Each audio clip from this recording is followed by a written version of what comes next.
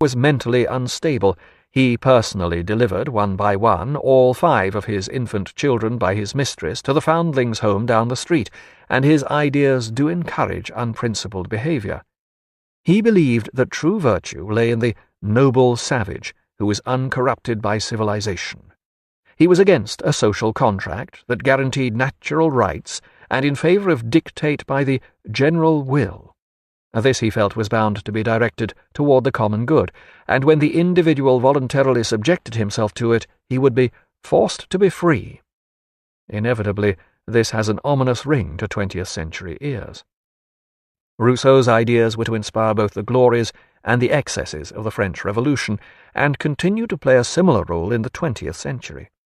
His ideas are recognizable in fascism and communism, as well as in the underlying drift toward self-expression and liberalism. But the Rousseau who met Hume was more than just a time bomb of explosive ideas. As a man, he is best understood as the genius who inspired the Romantic movement, and personally as a walking, naked sensibility. He was the precise opposite of Hume, both temperamentally and philosophically, and yet they were both on the same side. They both strove for reform. The old Europe of absolute monarchs and the landed gentry was beginning to give way to a more communal urban society with liberal democratic tendencies. A process of evolution had started with Descartes and progressed with the rise of the introspective novel. Europe was witnessing the advent of a widespread self-consciousness, the birth of an individuality that thought for itself. Rousseau's concern was with individuality itself, its expression and self-realization. Hume was concerned with the condition of thinking for oneself and seeing the world through eyes cleansed of the old preconceptions. There is no such thing as a soul. No one has ever perceived a mind. We experience no causality or God. Rousseau, on the other hand, produced no coherent philosophy, but will be remembered forever for resonant ideas such as the noble savage, and sayings such as, "Man was born free, but everywhere he is in chains."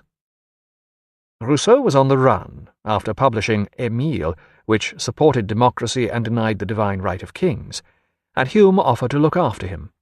Unfortunately, by the time Rousseau arrived in England, he had been driven insane by his persecutors. He would embrace Hume, saying how much he loved him, but within no time he would become convinced that Hume was in league with his enemies and plotting against him. Hume did his best. Rousseau did his worst. To everyone's relief, Rousseau eventually fled to France, where he began spreading all kinds of slanders against Hume. The philosopher had met the genius, and neither had understood the other. The nature of their meeting was ominously symbolic.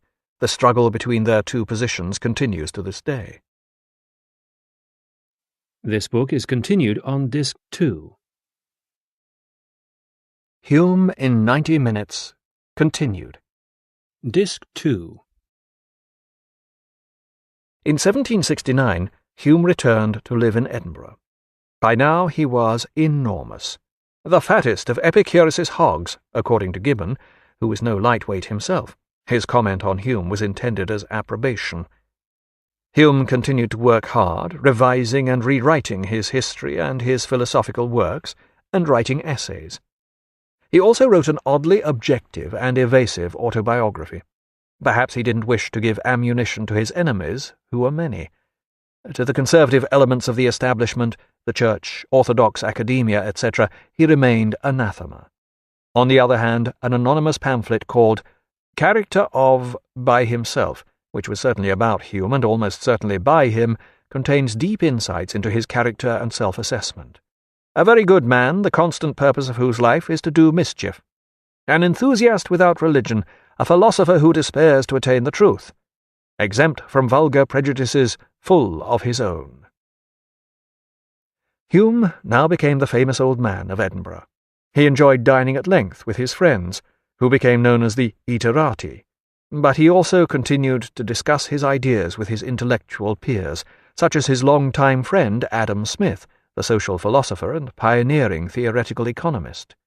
Hume and Smith shared many ideas on social philosophy, and it has been suggested that Hume even influenced Smith in his theory that the interests of society are best guided by the invisible hand of competition.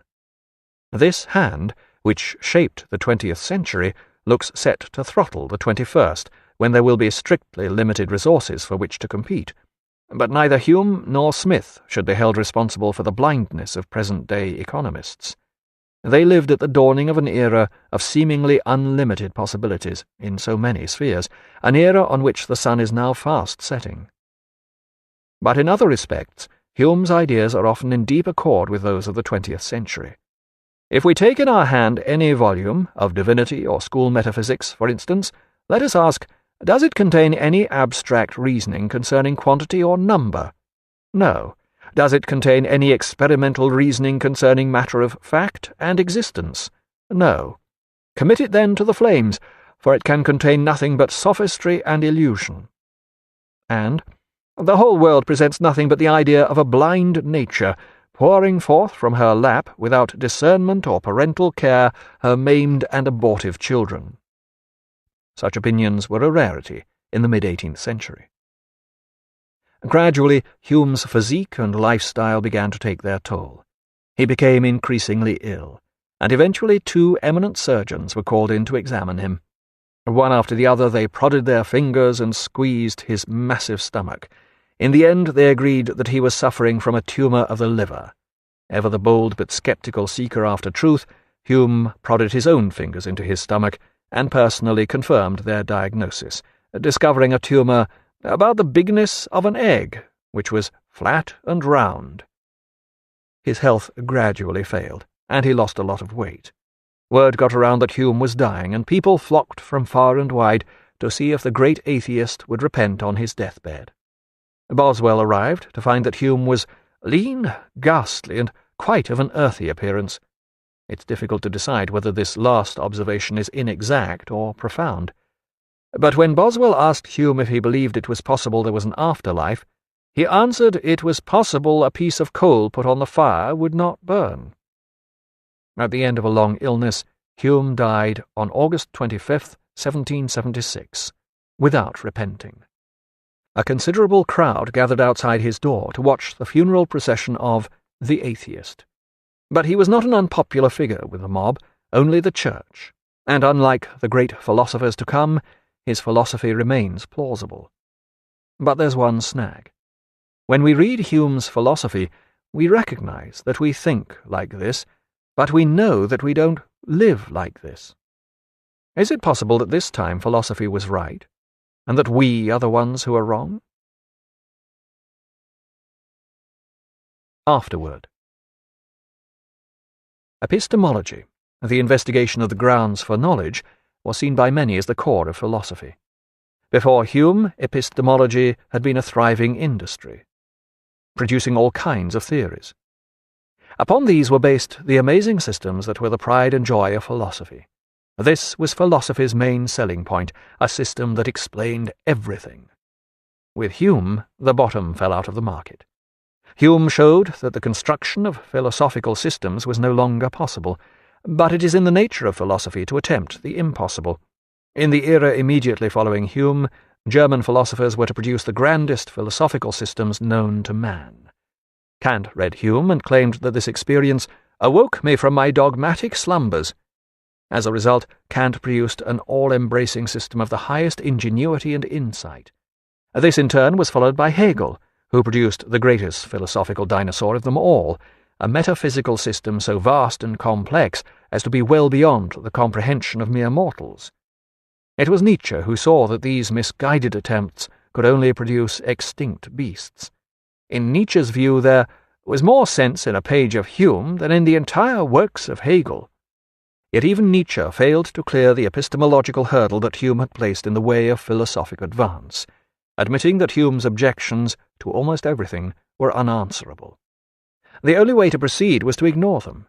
We had to continue to philosophize regardless, just as we continued to live regardless of Hume's demolition of continuity.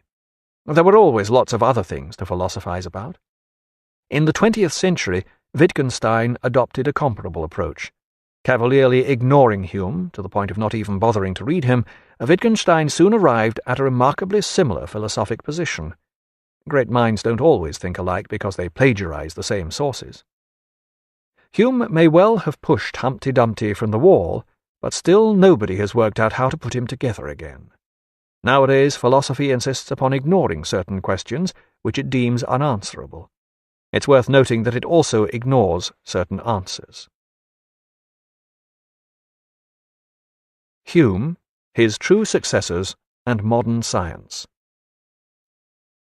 Hume's extreme brand of empiricism may have been destructive of philosophy and religion,